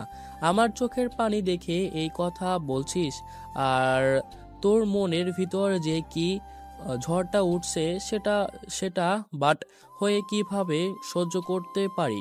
নিজেকে বড্ড অসহায় লাগে রে, আমাকে পারলে ক্ষমা করে দিস। আয়ন ওর আব্বুকে জড়িয়ে ধরে চোখের পানি মুছতে মুছতে বলে, দেখো, আমার কোনো কষ্ট হচ্ছে না। দেখো, আমার মুখে হাসি সবসময় আছে আর থাকবেও। কেউ আমার মুখের হাসি কেড়ে নিতে পারবে না আব্বু। তুমি ওইসব নিয়ে ভেবো না তো। আর আব্বু, আর 2টা বছর তো আছে, ওইখান থেকে পড়াশোনা করি না প্লিজ। আয়নের আব্বু বলে, না, আর কখনোই না। ওদের ছাড়াও তোর উপরে পড়তে দেব না। ওকে, তাও কান্না করো না তো আব্বু। আয়ন ওর আব্বুর সাথে কথা বলে। রুম থেকে বের হয়ে দেখে নদী ওর আম্মুর সাথে কাজ করছে। আয়নের আম্মু বারবার নদীকে রুমে যেতে বলছে, বাট নদী যাচ্ছে না। আয়ন মুচকি হাসি দিয়ে ওইখান থেকে চলে গেল। আয়ন রুমে গিয়ে খাটে আদশা হয়ে বসে থাকলো। আয়নের সারা শরীর অনেক ব্যথা করতে লাগলো। শরীরের ব্যথা থেকে আয়নের ভিতরে যেন কষ্টে বুকটা ফেটে যাচ্ছে। আয়নের চোখের পানি পড়তেই আয়ন মুছে ফেলল। নদী অনেকক্ষণ পর রুমে আসলে ক্লান্ত হয়ে খাটে বসতেই আয়ন চোখ খুলে পা সরিয়ে খাট থেকে নেমে তোয়ালে নিয়ে এসে নদীর মুখের ঘাম মুছে দিতে লাগলো। গলায় মুছতে গেলে নদীর লজ্জা পেয়ে যায়। আয়ন ঘাম মুছে ঠোঁটে স্পর্শ দিলে নদীর লজ্জায় লাল হতে লাগলো। আয়ন ঠোঁটে কিস করে কপালে কিস করে বলল, বউটা অনেক কাজ করছে বলে আমার সোনা বউটা। বাবা, কি ভালোবাসা! যাও, ভালোবাসা লাগবে না, বউয়ের কথা শোনো না। কি কথা শুনলাম না? তুমি আর কোনো ঝামেলা জড়াবে না। ওকে জড়াবো না, বাট অন্যায় হইলে আমি সহ্য করতে পারবো না। এত মানুষ চুপ করে দেখতে পারলে তুমি কেন দেখতে পারবে না? আমি কাপুরুষ না যে অন্যায় দেখে চুপ থাকবো। চুপ করো। আচ্ছা যাও, ফ্রেশ হয়ে নাও। নদী ওয়াশরুমে চলে গেল। ফ্রেশ হয়ে আসলে আয়নের আম্মু দুজনকে খাবার খেতে ডাক দিলেই দুইজন খাবার খেতে চলে গেল। আয়ন নদীকে খাবার খাওয়াই দিতে লাগলো। হঠাৎ করে গেটের কাছে শব্দ হলে 6 জন পিছনে তাকাতে দেখে রাজু নদীর আব্বু আম্মু এসেছে। আয়নের আব্বু আম্মু উঠতে গেলে নদীর আব্বু বলল, এই কি করছেন? ওঠেন না। আয়ান, তোমার কি অবস্থা? জি আঙ্কেল, আলহামদুলিল্লাহ ভালো। ভেতরে চলেন। আতিয়া হাত ধুয়ে নদীর আব্বু আম্মু আর রাজুকে ওর আব্বু আম্মুর রুমে নিয়ে গেল। আয়নের আব্বু আম্মু হাত ধুয়ে চলে গেল, নদীকে পানি খাওয়াই দিয়ে নিজেও খেয়ে নিল। দুজন উঠে আয়নের আব্বু রুমে গেল। আতিয়া মিষ্টি ফল নিয়ে রান্নাঘরে চলে গেল। নদীর আব্বু আম্মু বলল, আয়ান, ভাবি, তার বাবার তরফ থেকে আমি তোমার কাছে ক্ষমা চাচ্ছি। ওনারা না বুঝে এমন করছে। সিসি আঙ্কেল, এইসব কি বলেন? আপনি কেন ক্ষমা চাচ্ছেন? আমি কারো উপরে রেগে নাই, আর প্লিজ আপনি ক্ষমা চাইবেন না। আব্বু, এই নানুকে আমি বুঝি না, উনি এমন কেন? বাদ দাও, সে আমাদের গুরুজন, তার বিষয়ে কথা বলার দরকার নেই। আয়নের আব্বু আম্মু নদীর আব্বু আম্মুর সাথে কথা বলতে লাগলো। আর এইদিকে আতিয়া চা কফি বানিয়ে বিস্কিট ফল মিষ্টি চিপস নিয়ে ট্রেতে নিয়ে রুমে ঢুকলো। নদীর আম্মু বলে, আরে মা, তুমি এসব করতে গেছো কেন? সমস্যা নাই, এই নিন। আতিয়া রাজুকে কফি দিয়ে সবাইকে চা দিল। সবাই বসে থেকে গল্প করতে লাগলো। আতিয়া, তোর কাজ নাই, তুই রাজুকে নিয়ে তোর রুমে যা। না ভাইয়া, সমস্যা নেই। তোমার রুম দেখাবে না নাকি? আতিয়াকে বলো। রাজুর কথা শুনে সবাই মিটিমিটি হাসতে লাগলো। আয়নের আম্মু ইশারা করলে আতিয়া চলে গেল রাজুকে নিয়ে। সবাই মিলে অনেকক্ষণ কথা বলা শেষ করে আয়নের আম্মু বলল, আয়ান, রাজুকে ডাক দে তো। বেআইন, আমরা কিছু খেতে পারবো না, আমরা খেয়ে এসেছি। এইটা কি করে হয় বেআইন? বাড়িতে এসে না খেয়ে চলে যাবে তা তো হবে না। খাবার খাবেন তা আর থাকতে হবে। আয়নের আম্মু অনেক জোর করে নদীর আব্বু আম্মু রাজু হালকা খাবার খেয়ে নিল। খাওয়া শেষ হইলে সবার থেকে বিদায় নিয়ে চলে গেল। আইন রাজুকে দেখে বুঝতে পারলো রাজু যেতে চাচ্ছে না। আইন রাজুকে বলল, তুমি থেকে যাও। না মানে? আরে থাকো, সমস্যা নাই। রাজুর দিকে তাকাতেই নদীর আব্বু আম্মু অনুমতি দিল। নদীর আব্বু আম্মুকে বিদায় দিয়ে রাজু বলল, তোমাদের বাড়িটাই আমার অনেক ভালো লাগছে, অনেক সুন্দর। তাই নাকি? হ্যাঁ, এই ফুলের বাগান কে করছে? আমি আর ভাইয়া। ও আচ্ছা। তিনজন কথা বলতে বলতে যার যার রুমে চলে গেল। আইন খাটে বসতেই নদী দরজা লাগিয়ে দিল। আইন খাটে শুয়ে বলল, আপনারা দুইজন তো এখানে থাকতে রাজি হইলেন, এই খাটে ঘুমাতে পারবে কি? আপনাদের বিছানার মতো নরম না কিন্তু। আমি খাটে ঘুমাবো কেন? তোমার উপর শুয়ে পড়বো। নদী কথাটা বলে নিচের দিকে মুখ নিলে। আইন হাসতে লাগলো। নদী লাইট নিভিয়ে আইনের পাশে শুয়ে পড়লো। আইন বুকে টেনে নিল। নদী আইনকে বলল, এই তোমার তো জ্বর এসেছে দেখছি। তেমন কিছু না, ঘুমাও, মাথায় হাত বুলিয়ে দেই। আইন নদীর মাথায় হাত বুলিয়ে দিতে লাগলো। নদী ঘুমিয়ে গেলে আইন খাট থেকে নেমে খাটের নিচ থেকে ছোট বাক্স থেকে রাহেলা বেগমের ছবি বের করে বাইরে চলে গেল। উঠানে দাঁড়িয়ে ছবিতে লাইটার দিয়ে আগুন ধরিয়ে দিল। ছবিতে আগুন জ্বলতে লাগলো। আইনের চোখ দিয়ে পানি ঝরতে লাগলো। হঠাৎ পিছন থেকে কারোর হাতের স্পর্শে পেলে আইন চমকে গেল। পিছনে তাকিয়ে ফোনের লাইট ধরলে দেখে ওর আম্মু। আইন ওর আম্মুকে শক্ত করে জড়িয়ে ধরে কান্না করতে লাগলো। আয়নের আম্মু মাথায় হাত বুলিয়ে দিতে দিতে বলল, আজ তোকে বাধা দিব না, আজ তুই মন ভরে কান্না কর। আম্মু, আমি অনেক দূরে চলে যেতে চাই, আমি এখানে থাকতে চাই না। আম্মু, আমি ওনার সামনে যেতে চাই না। আম্মু, আমাকে অনেক দূরে পাঠিয়ে দাও, যেখানে উনি থাকবে না। ওনাকে দেখলে নিজেকে সামলাতে পারি না আম্মু। আমার খুব ইচ্ছে করে ওনাকে আম্মু বলে জড়িয়ে ধরতে। কথাগুলো বলে আইন হাউমাউ করে কান্না করতে লাগলো। আইনের কান্নার শব্দ শুনে আইনের আব্বুর ঘুম ভেঙে যায়। আইনের আব্বু পিছনে এসে দাঁড়ালে আইন সাথে সাথে চোখ মুছে নিজেকে স্বাভাবিক করে নেয়। আইনের আব্বু বলে, তুই বিদেশে চলে যা, আমি সব ব্যবস্থা করব, তোকে দেশে থাকতে হবে না। আব্বু, আম্মু, তোমাকে ছেড়ে আমি দেশের বাইরে যেতে পারবো না। আইনের কথা শুনে ওর আব্বু বলে, আমাদের কথা ভাবতে হবে না। বিদেশ যেতে যত টাকার প্রয়োজন অত টাকা কোথায় পাবে? আইনের আম্মুর দিকে তাকিয়ে বলে, রাস্তার পাশে জমিটা বিক্রি করে দেব। কখনোই না, ওইটা দিয়ে আমাদের সংসারটা ভালোভাবে চলে। ওইটা কখনোই বিক্রি করতে আমি দিব না। আমি কোথাও যাব না। আর সিলেট তো পাঠাবে, ওইখানে যথেষ্ট। আর যাও ঘুমাও, আমার অনেক ঘুম পাচ্ছে। আয়ন চলে গেল। আয়ন রুমে চলে গেল। আয়ন রুমে গিয়ে উপর হয়ে শুয়ে পড়ল। আয়ন এপাশ ওপাশ করতে করতে ঘুমিয়ে গেল। সকালে চিল্লাপালায় আয়ন নদীর ঘুম ভেঙে গেল। আয়নের সারা শরীর ব্যথায় ভরে গেছে। আয়ন আস্তে আস্তে উঠে নদীকে বলল, বাহিরে কি হয়েছে? কান্নাকাটির শব্দ মনে হচ্ছে। আয়ন নদীর দরজা খুলে বাহিরের দিকে তাকাতে আয়ন যেন থমকে গেল। আয়নের পা যেন চলছে না। আয়ন পড়ে যেতে নিবে, সাথে সাথে নদী ধরে ফেলো। আয়নকে ধরে নিয়ে যেতে লাগলো। আয়ন ওর আব্বুর লাশের পাশে হাঁটু গিয়ে বসে পড়লো। আয়ন যেন পাথর হয়ে গেছে। আয়নের মুখ দিয়ে একটা কথাও বের হচ্ছে না। আয়নের আম্মু বলল, আয়ান, তোর আব্বুকে কথা বলতে বল না। এই আয়ান, চুপ করে আছিস কেন? তোর আব্বুকে বল না আমার সাথে কথা বলতে। আয়নকে ধরে কান্না করতে লাগলো। আয়ন অজ্ঞান হয়ে গেল। আয়ন পড়ে গেলে নদীর রাজু ধরে ফেলে। আয়নের মাথায় পানি দিতে লাগলো। আয়নের জ্ঞান ফিরলে দেখে রাহেলা বেগম, তার স্বামী, নদী, পুরো ফ্যামিলি এসেছে। আয়ন উঠে সোজা রাহেলা বেগমের হাত ধরে টেনে নিয়ে যেতে লাগলো।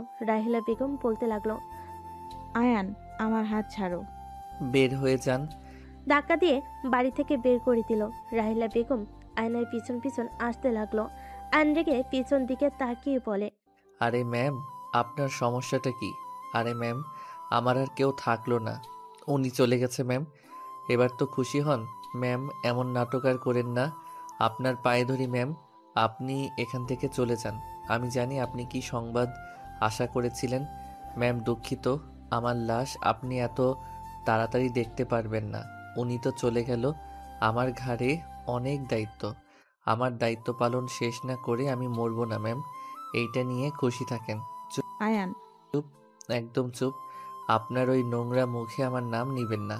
আয়নের শরীরে হাত দিতেই আয়ন রেগে ধাক্কা দিয়ে চিৎকার করে কান্না করতে করতে বলে, আর কত জ্বালাবেন? আমার কাছ থেকে তো আমার সব কিছু কেড়ে নিলেন, আমার আব্বুকেও আমার থেকে কেড়ে নিলেন। কেন এমন করেন? আমার আব্বুর কি ভুল ছিল? আপনাকে ভালোবাসা? আপনার মতো বড়লোক মেয়েকে ভালোবেসে ভুল করছিল। আমার আব্বুটা একটু শান্তিতে মরতে পারল না, আপনার দেওয়া কষ্টগুলো নিয়ে চলে গেল। আপনি আমাকে জেলে না দিলেও পারতেন। একবার শোনার দরকার ছিল আমি কেন এমন করছি। আপনি আপনার বাবা সবসময় বেশি বুঝেন, একটু কম বুঝলে কি হয়? আপনি কি ভাবতে পারছেন আব্বু কতটা কষ্ট নিয়ে স্ট্রোক করেছিল? আয়ন চিৎকার করে কান্না করতে লাগলো আর বলতে লাগলো, আপনার পায়ে ধরি আমাদের ক্ষমা করেন, আমরা একটু শান্তিতে বাঁচতে চাই। আমি আপনার পুরো ফ্যামিলি থেকে পায়ে ধরে ক্ষমা চাই। আমি আর কখনোই আপনাদের সাথে লাগবো না। আপনি প্লিজ আমাকে মুক্তি দেন, আমি আর নিতে পারছি না। আর কত কষ্ট সহ্য করব বলতে পারেন? ছোটবেলা থেকে তিলে তিলে কষ্ট সহ্য করতে করতে এত বড় হয়েছি, আর কত সহ্য করব আমি? বড্ড ক্লান্ত হয়ে গেছি, বিশ্বাস করেন আমি আর পারছি না। আয়ান রাহেলা বেগমের পা ধরে কান্না করতে লাগলো। রাহেলা বেগম চোখে পানি যেন রাহেলা বেগমের চোখে যেন পানি অঝরে ঝরে যাচ্ছে। আয়নের সৎ বাবা রাহেলা বেগমের হাত ধরে বলল, রাহেলা, এখন থেকে চলো, অনেক করেছো, আর না। রাহেলা বেগমের হাত ধরে নিয়ে যেতে লাগলো। রাহেলা বেগম পিছনে ঘুরে আয়নের দিকে তাকিয়ে পানি ফেলতে লাগলো। আয়নের বন্ধুরা আয়নকে ধরে অজু করতে নিয়ে গেল। আয়নের আব্বুর জানাজা পড়িয়ে কবর দিতে নিয়ে গেল। কবর দিয়ে সবাই চলে গেল। আয়ন ওর আব্বুর কবর জড়িয়ে ধরে বলল, আব্বু একা রেখে চলে গেলে। আব্বু তুমি এমন স্বার্থপর কেন? আব্বু আমি তোমাকে ছাড়া কিভাবে থাকবো? আব্বু আমার যে বড্ড কষ্ট হচ্ছে, নিঃশ্বাস নিতে কষ্ট হচ্ছে। ও আব্বু, আমি কিভাবে তোমাকে ছাড়া থাকবো বলো না? আমার যে আর কেউ রইল না আব্বু, আমি যে এতিম হয়ে গেলাম আব্বু। আয়নের কথাগুলো শুনে রাকিব ওর বন্ধুরা নিজেদের কান্না আটকাতে পারল না। আয়নকে অনেক বুঝিয়ে বাসায় নিয়ে গেল। 3 দিন আয়ন রুমের দরজা বন্ধ করে পড়ে থাকলো। আয়নের আম্মু আয়নের দরজায় ধাক্কা দিয়ে বলে, আয়ান, এই আয়ান, বের হও না বাবা। তোর আব্বুর মতো তুইও আবার আমাদের ছেড়ে চলে যাস না। ভাইয়া, বের হও না। এই ভাইয়া, তোমাকে এভাবে দেখতে আমার অনেক কষ্ট হচ্ছে ভাইয়া। রাজু, নদী, রাকিব সবাই ডাকতে লাগলো। আয়নের ভিতর থেকে কোনো সারা শব্দ না পেয়ে রাকিব রাজু বলে, আগামীকাল তাও কথা বলল, আজ তো কোনো সারা শব্দ দেখছি। আন্টি, দরজা ভেঙে ফেললাম। রাকিব রাজু দরজার শেকল ভেঙে ভিতরে ঢুকতে দেখে আয়ন নিচেতে পড়ে আছে, মাথা দিয়ে রক্ত ঝরছে। নদী আয়নের আম্মু দৌড়ে গিয়ে আয়নকে ধরে কান্না করতে লাগলো। আতিয়া কান্না করতে করতে বলল, ভাইয়া, এই ভাইয়া, চোখ খোলো না। হসপিটালে নিয়ে যাওয়া লাগবে, ছড়ো। রাজু আয়নকে কোলে তুলে নিল। রাকিবের বাইকে বসিয়ে যেতে লাগলো। হসপিটালে গেলে ডাক্তার দেখাতে লাগলো। ডাক্তার বলে, ওনার শরীর অনেক দুর্বল আর শরীরে অনেক জ্বর, পড়ে গিয়ে মাথা একটু কেটে গেছে। আমি স্যালাইন দিয়েছি আর ঘুমের ইঞ্জেকশন দিয়েছি। ওনার ঘুমের দরকার আছে। ডাক্তার কিছু মেডিসিন লিখে দিল। রাজু মেডিসিন কিনতে চলে গেলে রাকিবের সাথে। নদী আয়নের আম্মু আতিয়া আয়নের পাশে বসে থাকলো। ওইদিকে রাজুকে ওর আব্বু কল দিলে। রাজু বলল, আব্বু, আমি আয়ানের জন্য মেডিসিন কিনতে যাচ্ছি, পরে কথা বলবো। আয়ানের কি হয়েছে? ও কি রুম থেকে বের হইছে? আয়ান অজ্ঞান হয়ে পড়ে গেছিল, হয়তো চেয়ারে কানির সাথে লেগে মাথায় একটু কেটে গেছে। আর না খেয়ে থাকায় শরীর অনেক দুর্বল আর অনেক জ্বর। বলিস কি? কোন হসপিটালে আছে? রাজু নাম বলে কল কেটে দিল। নদীর আব্বুর কথা শুনে রাহিলা বেগম বলল, আয়নের কি হয়েছে? রাহিলা বেগমের কথা শুনে নদীর আব্বু সব খুলে বলে। রাহিলা বেগমের যাওয়ার জন্য পাগলামি করতে থাকে। আয়নের সৎ আব্বু বলে, রাহেলা, পাগলামি করবে না। আয়ান তোমাকে সহ্য করতে পারছে না, বোঝার চেষ্টা করো। ওই তোমাকে দেখলে আরো অসুস্থ হয়ে পড়বে, উত্তেজিত হয়ে যাবে, বোঝার চেষ্টা করো। আমি কি করলে ওই আমাকে ক্ষমা করে দিবে? আম্মু, সত্যি করে একটাই কথা বলবেন, আয়নের সাথে কি আপনার কোনো সম্পর্ক আছে? আমার কেন জানি মনে হয় আয়নের সাথে সত্যতার সম্পর্ক না, অন্য কোনো সম্পর্ক আছে। আসলে ভাবি, আপনাদের মাঝে কোনো সম্পর্ক আছে। আর সেই দিন আয়ানকে বলল আপনাকে আয়ানের আব্বু ভালোবেসে জীবনে বড় ভুল করেছিল। সবার কথা শুনে রাহেলা বেগম অসুস্থ হয়ে যেতে লাগলো। রাহেলা বেগম চিৎকার দিয়ে বলে ওঠে, হ্যাঁ আছে। আয়ান আমার সন্তান। আয়ানের সেই জঘন্য মাটা আমি সেই মানুষ যে মা বাবার কথা শুনে সন্তান স্বামীকে ছেড়ে দিয়েছিলাম। কথাগুলো বলে রাহিলা বেগম কান্না করতে করতে হাঁটু গেড়ে বসে পড়ল। সবাই হতভম্ব হয়ে গেল। আর এইদিকে আয়ন বিড়বিড় করে বলতে লাগলো, আব্বু, আমাকে ছেড়ে যাও না। আব্বু, আমি যে তোমাকে ছাড়া থাকতে পারছি না। আব্বু, আমাকে তোমার সাথে নিয়ে চলো। আব্বু, আমাকে একা রেখে যেও না। আয়ন ঘুমের ভিতর হুড় হুড় করে কান্না করতে লাগলো। আয়নের আম্মু হাত ধরলো। নদী আয়নের আম্মুর দিকে তাকিয়ে বলল, আচ্ছা আন্টি, একটা কথা জিজ্ঞেস করব? জানি এখন বলা ঠিক না, তারপরও জিজ্ঞেস করতে খুব ইচ্ছে হচ্ছে। বলো। বড় আম্মুর সাথে আপনাদের কি আগে থেকে কোনো কানেকশন আছে নাকি? আয়ান বড় আম্মুকে এত ঘৃণা করে কেন? তোমার বড় আম্মুকে আয়ান ঘৃণা করে না। নদী কথাটা শুনে অবাক হয়ে গেল। নদী অবাক হয়ে বলে, কি বলছেন? আম্মুকে তো ওই সহ্য করতে পারে না, আর আপনি বলছেন ওই ঘৃণা করে না? তোমার বড় আম্মুকে আয়ান ঘৃণা করে না। জন্মদাত্রীকে কেউ ঘৃণা করতে পারে না। রাগ অভিমান থেকে অনেক কিছু বলে দেওয়া যায়, বাট ঘৃণা করা সম্ভব নয়। মানে তোমার বড় আম্মু আয়ানের আসল মা, আমি আয়ানের সৎ মা। আয়নের আম্মুর কথা শুনে নদী কয়েক পা পিছিয়ে গেল। রাজু দরজায় হতভম্ব হয়ে দাঁড়িয়ে গেল। কি? বাট আম্মু তো কখনোই কাউকে বলে নাই, আর আয়ান তো কখনোই এইটা প্রকাশ করে নাই। আপনারা তো বলেন না কেন? আয়ান তাকে মা হিসাবে পরিচয় দিতে চায় না, তাই সব সময় লুকিয়ে গেছে। যাই হোক, আয়ান যেন জানতে পারে না আমি তোমাদের সত্যিটা বলে দিয়েছি। আমি তো ভাবতে পারছি না আয়ান তাহলে কতটা কষ্ট বুকের ভেতরে লুকিয়ে রাখছে। নিজের মায়ের সাথে এত বড় শত্রুতা। নিজের মাকে কখনো মা বলতে পারে নাই। নিজের জন্মদাত্রী মা বারবার আঘাত করে গেছে, সবকিছু মুখ বুজে সহ্য করে গেছে। সত্যি আয়ানকে সেলুট দিতে ইচ্ছে করছে। আয়ানের জায়গায় আমি থাকলে কবেই আত্মহত্যা করতাম। না বাবা, এইসব বলতে হয় না। আর কিছু বলার আগেই নদীর আব্বু আম্মু রূপা চলে আসলো। আয়নের অনেকক্ষণ পর জ্ঞান ফিরে সবাই দেখে কিছু বলল না। নদীর আব্বু বলল, আয়ানের জ্ঞান ফিরছে তো? আম্মু, আমি এখানে কি করছি? তুই অজ্ঞান হয়ে গেছিলি। বাসায় যাব আম্মু। আয়ন জোর করে আয়নকে নিয়ে সবাই বাসায় চলে গেল। কয়েকদিন আয়ন চুপচাপ থাকার পর হঠাৎ একদিন আয়ন রেডি হয়ে বের হইলে আয়নের আম্মু বলল, আয়ান, কোথায় যাচ্ছিস? কাজ আছে আম্মু, দোয়া করো আমার জন্য। আয়ন বাসা থেকে বের হয়ে গেল, একটা ইন্টারভিউ দিতে চলে গেল, সাথে রাকিবও গেল। আয়ন ইন্টারভিউ অনেক ভালোভাবে দিয়ে বের হইলে রাকিবকে আয়ন বলল, ধন্যবাদ রে। দেখ, ধন্যবাদ কেন দিচ্ছিস? বন্ধু হয়ে যদি সহ্য না করতে পারি তাহলে কেমন বন্ধু হইলাম? আর শোন, চিন্তা করতে হবে না, আঙ্কেল তোকে অনেক পছন্দ হয়েছে, তোকে আগামীকাল থেকে জয়েন হতে বলেছে, তোকে মেসেজ দিয়ে দিবি। আয়ন রাকিবকে জড়িয়ে ধরল। রাকিব আয়নের পিঠে হাত বুলিয়ে দিয়ে বলে, আরে ছাড়, যা বাসায় গিয়ে আন্টিকে খবরটা দেই। বলা যাবে না, জানলে আমাকে করতে দিবে না। পড়াশোনা বাদ দিয়ে জব করার কথা শুনলে অনেক রেগে যাবে। ওকে, তোর যেটাই ভালো লাগে ওটাই কর। আয়ন বাসায় চলে গেল রাকিবের থেকে বিদায় নিয়ে। 1 বছর পর আয়ন ঘুমিয়ে আছে, ফোনের শব্দে ঘুম ভেঙে গেল। আয়ন ঘুম ঘুমু চোখে রিসিভ করতে নদী বলল, গুড মর্নিং জান। Good morning to.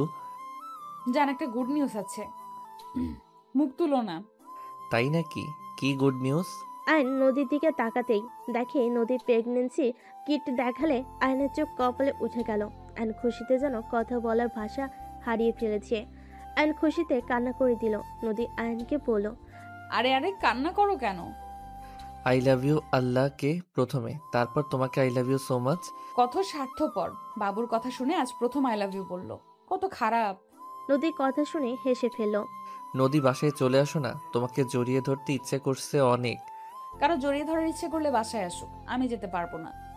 নদী জানো আমি যাই না। আমি কিছু জানি না। বাচ্চার জন্য কি আসতে পারবে না নাকি? আচ্ছা থাকো, আম্মুকে বলি। ওকে। আয়ন খাট থেকে উঠে রান্নাঘরে গিয়ে বলল, আম্মু একটা গুড নিউজ আছে। কি গুড নিউজ? মানে আম্মু, তুমি দাদিমা হতে যাচ্ছ আর আতিয়া ফুপি হতে যাচ্ছে। আয়ন কথাটা বলে লজ্জা পেল। আয়নের আম্মু আতিয়া হা হয়ে গেল। খুশিতে আতিয়া বলে ওঠে, কি আমি ফুপি হব? ভাবি, love you love you love you. সব স্বার্থপর। বাবুর কথা শুনে এত আদর। যাও, তোমার সাথে আড়ি। সত্যি আমি দাদি হতে যাচ্ছি? নদী লজে প্রেগনেন্সির কিট দেখালে আয়নের আম্মু খুশিতে চোখের পানি চলে আসলো। আয়নের আম্মু দুজনকে দোয়া করে দিতে লাগলো। আয়ন রান্নাঘর থেকে বের হয়ে রুমে গিয়ে নদীকে ফ্ল্যাং কিস করতে লাগলো। আয়নের পাগলামি দেখে নদী খুব এনজয় করতে লাগলো। নদী আয়নকে বলল, এই যে শুনছো, আমি শুনেছি এই সময় নাকি স্বামীকে স্ত্রী পাশে থাকতে হয়। নিয়ে চলে আসবো তোমাকে। না, তুমি চলে আসো। এখানে হসপিটালে অনেক কাছে, অত দূরে যেতে চাই না। তুমি আসো তো।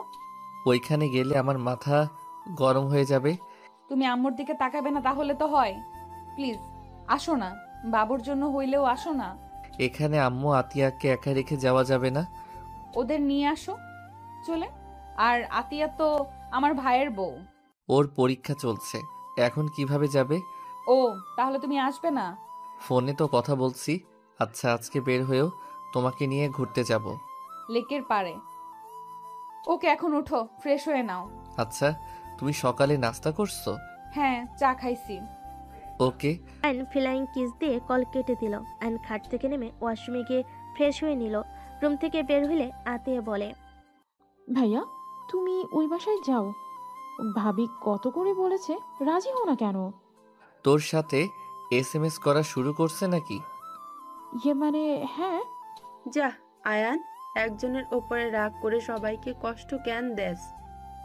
তোর শ্বশুর শাশুড়ি সবাই তোর জন্য মন খারাপ করে। আম্মু, ওই মহিলার সামনে যাওয়ার কোনো ইচ্ছে আমার নাই। বাবুর আব্বু হতে যাচ্ছিস, মিষ্টি তো কিনে দেওয়াই উচিত তোর। পাঠিয়ে দিলে তো হয়ে যাবে। অপমান করা হবে। ওরে গুরুজন আইছে। ওহ ভাইয়া, রাগ করবি না তো।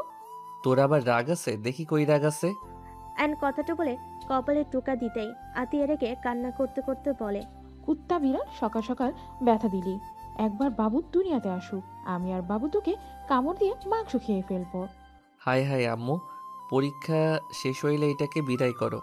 রাগ খুশি হয়ে যাচ্ছে দিন দিন। আতিয়া মারতে যাবে, সাথে সাথে আয়ন ওর আম্মুর পিছনে লুকালো। আয়নের আম্মু হাসতে লাগলো দুজনের এমন কাণ্ড দেখে। হইছে, এখন দুজন খেতে বসে। দুজন বসে পড়ল। তিনজন খাবার খেয়ে নিল। আয়নের হাতে ৬,০০০ টাকা দিয়ে বলল, এইটা নিয়ে গিয়ে ভালো মিষ্টি কিনে নিয়ে আয় যা। আম্মু আমিও যাই, আমার পরীক্ষা তো শেষ। আম্মু টাকা লাগবে না, আমার কাছে আছে। কিভাবে? তুই তো অনেক দিন ধরে হাত খরচ নেস না। আম্মু আসলে আমি তোমাদের একটা সত্যি কথা বলবো, রেগে যাবে না তো? কি কথা? বলো, রাগ করবে না? ওকে, করব না, বল। আম্মু আমি ভার্সিটিতে ভর্তি হই নাই, আমি একটা জব নিয়েছি। গতকাল আমার প্রমোশন হয়েছে, আমার বেতন এখন 50,000 হয়েছে। আর দেশের বাইরে গেলে অনেক টাকা বেতন পাবো। কি? তুই পড়াশোনা বাদে এইসব করছস? আম্মু আই এম সরি, প্লিজ আম্মু রাগ করো না। আয়ন ওর আম্মুকে জড়িয়ে ধরলো। আয়নের আম্মু বলে, তোর স্বপ্ন পূর্ণ করা বাদ দিয়ে তুই এইসব কেন করলি? আম্মু এখানে বেতন তো ভালো পাচ্ছি, হুদাই আর পড়ে কি হবে? কিসের জব করস? রাকিবের আঙ্কেল জবটা দিয়েছে। ও আচ্ছা, আর কে গ্রুপে জব করস? হুম। এটাই তো তোর? আমার কি আম্মু? কিছু না। আচ্ছা যা। আয়ন রুমে গিয়ে রেডি হয়ে নিল আর ক্রেডিট কার্ড নিয়ে এসে আয়নের আম্মুর হাতে দিয়ে বলল, এখন থেকে আর তুমি কোনো কাজ করবে না, যত খরচ এখান থেকে করবে। তোদের ভবিষ্যতে লাগবে, এইসব রেখে দে। তখনকার ব্যাপার তখন দেখা যাবে আম্মু, তোমাকে যা বলি তাই করো। আর আম্মু এই শাড়িটা আর বুনুর জন্যই 3 পিস কিনেছিলাম, বাট অনেক প্রশ্ন করবে দেখে দেয় নাই। আয়নের আম্মু খুশিতে চোখে পানি চলে আসলো। আতিয়া বলে, ভাইয়া তাহলে আমি এইটা পরে যাব? আতিয়া খুশি হয়ে 3 পিস নিয়ে চলে গেল। আয়নের আম্মু আয়নের কপালে চুমু দিল। অনেক বড় হও বাপ আমার। বৌমার জন্য কিছু কিনস নাই? ওনাকে পাইল কিনে দিয়েছিলাম, উনি এইগুলো চয়েস করে দিয়েছে। বৌমা জানে? হুম। ওকে যা তাহলে। আতিয়া রেডি হতে লাগলো। আয়ন চেয়ারে বসে অপেক্ষা করতে লাগলো। আতিয়া বের হলে আয়ন মাথায় হালকা থাপ্পড় দিয়ে বলে, এত সময় লাগে? এত সেজে কি হয়েছে, ভূতনির মতো লাগছে। আম্মু আমি কিন্তু যাব না। ওকে যাস না, থাক জায়গা। আয়ন চলে যেতে নিলে আতিয়া পিছন পিছন যেতে লাগলো। আয়নের আম্মু হাসতে লাগলো। দুজনকে এগিয়ে দিয়ে বাসে চলে আসলো। আয়ন আতিয়া সিএনজিতে উঠে যেতে লাগলো। সামনে গিয়ে ভাবলো মিষ্টি কিনে নিল। 10 কেজি মিষ্টি কিনে আয়ন আতিয়া বের হয়ে গেল। নদীতে বাসের সামনে গিয়ে নেমে ভাড়া দিয়ে দুজন ভিতরে ঢুকলো। সদর দরজা গিয়ে নক করলে রাজু দরজা খুলে দিয়ে আতিয়াকে দেখে বলল, আরে বিবিজান যে। আতিয়াকে জড়িয়ে ধরতে যাবে, সাথে সাথে আয়ন কাশি দিলে। রাজু লজ্জায় আয়নকে জড়িয়ে ধরে পড়ল। আরে তুমি এসেছো? আরে ভেতরে চলো। আয়নকে ধরে ভিতরে নিয়ে যেতে লাগলো। আতিয়া লজ্জায় লাল হয়ে যেতে লাগলো। আয়ন ভিতরে গেলে সবাই অবাক হয়ে তাকালো। আয়ন সালাম দিয়ে সবাই সালামের উত্তর নিল। রাহলা বেগম আয়নকে কিছু বলতে কেউ বলতে পারলো না। আয়ন কাজের লোকের হাতে মিষ্টিগুলো দিয়ে বলল, আপনারা সবাই কেমন আছেন? ভালো আছি বাবা। তুমি এমন সারপ্রাইজ দিবে ভাবতেও পারি নাই। আর এত মিষ্টি কিনতে গেছো কেন? বাবা হতে যাচ্ছি, মিষ্টি না কিনলে হয়? আয়নের কথা শুনে সবাই হা হয়ে গেল। আয়ন ভুরকুচকে বলল, কি ব্যাপার, এভাবে অবাক হয়ে আছেন কেন? বাবা হতে যাচ্ছ মানে? নদী কিছু আপনাদের বলে নাই? না তো। উনি কই? রুমে আছে, ওই তো নামছে। নদী আয়নকে দেখে বলল, তুমি না বলে আসবে না? সারপ্রাইজ দিলাম, বাট এখানে এসে নিজেই সারপ্রাইজ হয়ে গেলাম। যেমন? তুমি কাউকে বলো নাই? না মানে তোমাকে প্রথম জানিয়েছি, বাট বলতে শরম করছিল। কি আমি দাদিমা হতে যাচ্ছি? নদীর কথা শুনে রাহেলা বেগম বলে। খুশিতে চোখে পানি চলে আসলো। নদীকে ধরতে গেলে আয়ন নদীকে ধরে বলল, ধুর, তুমি সবাইকে বলবে না? আমি তো নিজেই শরম পেয়ে গেলাম। শরম? এই ওয়েট, আতিয়া তোমার শরীরে এই 3 পিস, তার মানে? আম্মুকে সব বলে দিয়েছি। একটু রাগ করছে, বাট আমার প্রথম বেতনের শাড়ি পেয়ে অনেক খুশি হয়েছে। যাক, তাহলে তো অনেক ভালো। ধন্যবাদ ভাবি 3 পিসটা পছন্দ করে দেওয়ার জন্য। তোমার পছন্দ হয়েছে? হুম। আতিয়া নদীকে জড়িয়ে ধরে বলে, ভাবি বলেন তো, আমাকে কি এই সুন্দর লাগছে না? হ্যাঁ, অনেক সুন্দর লাগছে তো। এই ভূত আমাকে মারছে ধরে আর বলছে আমাকে নাকি পেতনির মতো লাগছে। আতিয়ার কথা শুনে সবাই ফিক করে হেসে দিল। রাজু আতিয়াকে বলল, আমি একটু দেখি কেমন লাগছে। আরে রাজু দেখো দেখো, ওরে পেতনির মতো লাগছে। দূর, তুমি আমার বোনটার পেছনে লাগো কেন? লাগতে দাও ভাবি, বাবু একবার দুনিয়াতে আসুক, আমরা দুইজন মিলে ওকে শান্তিতে থাকতেই দিব না। আমি ভয় পেয়ে গেছি। সবাই হেসে দিলে হঠাৎ করে পিছন থেকে রাইমা তার স্বামী এসে বলল, আয়ান কেমন আছো? আয়ন পিছনে ঘুরে মুখে হাসি রেখে বলে, জি আলহামদুলিল্লাহ, অনেক ভালো। আয়ান সরি। হঠাৎ? আয়ান তোমার হাতটা একবার ধরো। কেন? আপনার হঠাৎ কি হলো?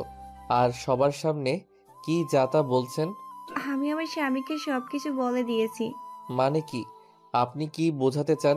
এই শুনেন, আপনাকে আর ওই ম্যামকে আমি ঘৃণা করি। বুঝতে পারছেন? আমি ঘৃণা করতে শিখে গেছি। Just I hate you. আয়নের কথা শুনে রাইমার চোখে পানি টলমল করতে লাগলো। রাইমা নিজের মুখে হাসি টেনে বলল, ধন্যবাদ। আমিও চাই তুমি আমাকে ঘৃণা করো। ও হ্যাঁ, কংগ্রেস। আমি শুনলাম তুমি বাবা হতে চলেছো, ভালো হয়েছে। আমিও মা হতে চলেছি। অভিনন্দন। কি ভাবি, আপনিও মা হতে চলেছেন? আমি আপনাকে বললাম আর আপনি আমাকে বললেন না। আরে সারপ্রাইজ দিতে চেয়েছিলাম, বাট তোমারটা শুনে আমি নিজেই অনেকটাই খুশি হয়েছি। নদী, আমাদের ছেলে মেয়ে হইলে আমরা বিয়াই হব, কি বলো? বাহ, তাহলে অনেক ভালো হবে। কখনোই না। সাথে কি আমার হবু সন্তানকে ঘৃণা করে নাকি? না, আপনার সন্তান তো ভাইয়ার রক্ত। আমি কেন বাবুকে ঘৃণা করব? আমি চাই না আপনি আমার সন্তানের শাশুড়ি হন। আপনি যেমন আপনার সৎ শাশুড়ি তেমন। আপনাদের দুইজনের ভিতরে কোনো পার্থক্য নাই। আমি শুধু ভাইয়া আর ছোট আব্বুর কথা ভাবি। আয়ান আমাকে কি বললে? কেন ছোট আব্বু বললাম? আয়নের সদাব্বুর চোখে পানি চলে আসলো খুশিতে। আয়নের কাছে এসে জড়িয়ে ধরে কপালে চুমু দিয়ে বলে, আমাকে যদি আব্বু ভাবো তাহলে আমার সাথে কথা কেন বলো না? আমি তো ভেবেছিলাম তুমি আমাকে ঘৃণা করো। না, আপনি অনেক ভালো। আমি অন্য ছেলে জেনেও আমাকে আপনি সব সময় প্রোটেকশন দিতেন। আমি এইসব জানি শুধুমাত্র ওই মহিলার জন্য আপনার সাথে আমি কথা বলি নাই। আয়ান, তোমার আম্মু তোমাকে অনেক ভালোবাসে। হ্যাঁ, আমার আম্মু আমাকে ভালোবাসে তো। ওই তো আমার আম্মু কল দিয়েছে। আয়ন কল রিসিভ করে কথা বলতে লাগলো। আম্মু, দুইজন পৌঁছে গেছি। তুমি ভেবো না তো? তুই রেগে যাস নাই তো? একদম না। এখানে সবাই আছে, জিজ্ঞেস করতে পারো। আমি একদম কারোর সাথে ঝগড়াও করি নাই। শান্ত ছেলে হয়ে আছি। গুড। আচ্ছা রাখছি, বড় আপার বাসায় যাব। আচ্ছা যাও। আয়ন কল কেটে দিল। রাহিলা বেগম কিছু না বলে নিচের দিকে তাকিয়ে থাকে। নদীর আম্মু বলে, অনেক কথা হয়েছে। নদী, আয়নকে নিয়ে রুমে যা। আর আতিয়া, তুমি তোমার রুমে যাও। নদীর সাথে আয়ন রুমে যেতে লাগলো। রাইমা আয়নের চলে যাওয়ার দিকে তাকিয়ে থাকলো। রাহিলা বেগম বলে উঠল, আয়নের সাথে তোমার কি সম্পর্ক? কিছু না আম্মু। কি লুকাচ্ছ? আয়ান তোমাকে কেন ঘৃণা করে? আপনি যেমন আয়ানের প্রিয় ছিলেন, তেমন আমিও ছিলাম কোনো এক সম্পর্কে। আপনি যেমন কাজ করছেন, আমিও তার সাথেই নাটক করে গেছি, তার সাথে গেম খেলেছি। রাইমা কথাগুলো বলে চোখের পানি মুছতে মুছতে চলে গেল। আয়ন নদীর রুমে ঢুকতেই আয়নকে নদী বলল, রাইমা ভাবি তোমার এক্স গার্লফ্রেন্ড, তাই না? নদীর কথা শুনে অবাক হয়ে গেল আয়ন। নদীর দিকে তাকাতেই নদী বলল, তোমার রুম পরিষ্কার করতে গিয়ে ডায়েরি থেকে ভাবির ছবি পেয়েছিলাম। যখন ডায়েরি পড়ি তখন সব জানতে পারি। আমি এটাও জানি তুমি বড় আম্মুকে অনেক ভালোবাসো। আমি এখন 4 জনকে ভালোবাসি। 1 আম্মু, 2 তুমি, আমার বোন, আর যে পৃথিবীতে আসতে যাচ্ছে তাকে। এই 4 জন আমার সব, আর কেউ না। এটাও জানি তুমি আমাকে এখন অনেক ভালোবাসো। প্রথমে লোক দেখানো ভালোবাসা দেখাতে। নদীর কথা শুনে আয়ন চুপ করে থাকলো। নদী আয়নের পাশে বসে বলল, আমি অতীত নিয়ে কোনো কথা তুলতে চাই না, বাট তুমি আমার থেকে না লুকালেও পারতে। আমি কারো পরিচয় দিতে চাই নাই, আর তুমি আমার ভবিষ্যৎ। আমি অতীতের কিছু মনে করতে চাই না। যাই হোক, যাও ফ্রেশ হয়ে নাও। আয়ন ওয়াশরুমে চলে গেল। ফ্রেশ হয়ে বের হইলে নদীর আম্মু খাবার দিয়ে চলে গেল। নদী আয়নকে বলল, খেয়ে নাও। ক্ষুধা নাই। খেয়ে নিতে বলছি, খেয়ে নাও। খাবারের প্লেট হাতে নিয়ে নদীর দিকে লোকমা দিলে নদী কিছু না বলে খেতে লাগলো। দুজন খাওয়া শেষ করে বাসা থেকে বের হয়ে গেল। দুজন সারাদিন ঘুরে সন্ধ্যায় বাসে আসলো। অ্যান্ড সোফায় বসে সবার সাথে বসে গল্প করতে লাগলো। নদীর আব্বু বলল, আয়ান, তোমার আম্মুর সাথে কথা বলা লাগছিল, ওনার ফোন তো বন্ধ পাচ্ছে। খালামণির বাসায় গেছে হয়তো, ফোনে চার্জ নাই। ও আচ্ছা। যদি খুব দরকার হয় তাহলে আমি কল দিচ্ছি, ওয়েট। আয়ন ওর খালামণিকে ফোন দিয়ে কিছুক্ষণ কথা বলে। আয়নের আম্মুর কাছে দিলে আয়নের আম্মু বলল, তুই আবার রেগে গেছস নাকি? রাগী নাই। ফোন কি হয়েছে? আর বলিস না, ফোনের চার্জ শেষ হয়ে গেছিল, চার্জে কেবল দিলাম। জানতাম আমি। যাই হোক, আঙ্কেল কথা বলবে। আয়ন ফোনটা দিয়ে বলল। আচ্ছা কথা বলেন, আমি রুমে যাই। আয়ন ফোনটা দিয়ে চলে গেল। রুমে গিয়ে ফ্রেশ হয়ে নদীকে পিছন থেকে জড়িয়ে ধরে ঘাড়ে নাক ডুবিয়ে দিয়ে ঘ্রাণ নিতে লাগলো। নদী চোখ বন্ধ করে বলল, কি হয়েছে? তোমাকে এভাবে সারা জীবন জড়িয়ে ধরে থাকতে ইচ্ছে করছে। তাই? আমি তো তোমারই আছি, এভাবে ধরে রাখার দরকার নাই। আমি কখনো তোমাকে ছেড়ে যাব না। তাই তো। আয়ন নদীকে ছেড়ে সামনের দিকে ঘুরিয়ে কপালে চুমু দিল। আয়ন নদী ঠোঁটের কাছে যাবে, সাথে সাথে রাইমা কেসে উঠল। আয়ন সাথে সাথে নদীর থেকে দূরে দাঁড়িয়ে পড়ল। কিছু বলবে না? সরি, ভুল সময় এসেছি। হ্যাঁ, হাব্বু ফোন দিল, এই নাও। রাইমা ফোনটা দিয়ে চলে গেল। আয়ন ফোন হাতে নিয়ে খাটের উপরে বসে বলল, আচ্ছা শোনো, বাসায় চলে যাব, সকালে ডিউটি আছে। আবার কবে আসবে? কল দিব। আসবো না। যাওগা। আয়ন নদীকে পিছন থেকে জড়িয়ে ধরে বলে। রাগ করো না জান, আসার চেষ্টা করব তো। নদীর কপালে চুমু দিয়ে বের হয়ে গেল। আতিয়াকে কল দিলে আতিয়া নিচে আসলো। আয়ন সবার থেকে বিদায় নিয়ে আতিয়াকে নিয়ে চলে গেল। আয়ন বাসে গিয়ে সোজা ঘুমিয়ে গেল। সকালে ঘুম থেকে উঠে রেডি হয়ে বের হইলে আয়নের আম্মু বলল, আয়ান, অফিস 2 দিনের জন্য ছুটি নিস তো। কেন? তোদের অনুষ্ঠান করা হবে।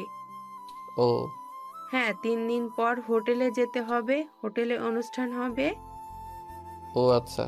আয়ন কথাটা বলে চলে গেল। আয়ন অফিস করে সন্ধ্যায় বাসে এসে নদীকে কল দিয়ে কথা বলতে লাগলো। 3 দিন পর সকালে উঠে সবাই হোটেলে চলে গেল। আয়ন রাজু বসে যে চলে গেল। রাকিব আয়নের কানে কানে বলে, শালা বাসর ঘরে কি করবি, তার থেকে আমাদের সাথে আড্ডা দিস। ফালতু ছাড়। যাক বাবা, ফালতু হয়ে গেলাম। ভালো কথা বললেও কোনো দাম নেই। পটা যা। রাকিব চলে গেল। রাজু আয়ন দুজনের পাশে বসে থেকে নতুন করে আবার বিয়ে পড়ানো শুরু করলো। বিয়ে পড়ানো শেষ হলে সবার সাথে কুশল বিনিময় করে আয়ন বাসর ঘরে গিয়ে বলল, আসসালামু আলাইকুম বিবিজান। নদী কোনো কথা না বলে খাটে বসে থাকলো। আয়ন নদীর পাশে বসে বলল, কি ব্যাপার বাবু, রাগ করছো নাকি? ওলে ওলে, দেখি আমার বাবুটা কত রাগ করছে। আয়ন কথাটা বলে যে নদীর ঘোমটা তুলে কিস করতে যাবে, সাথে সাথে আয়ন ভ্যাবেচাকে খেয়ে গেল।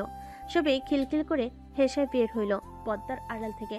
আয়ন ভুরকুচকে তাকিয়ে বলল, আরে বউ, কোথায় যাও? নতুন জিনিস, আহ কি মজা। পুরনোটা দিয়ে কোনো লাভ নাই।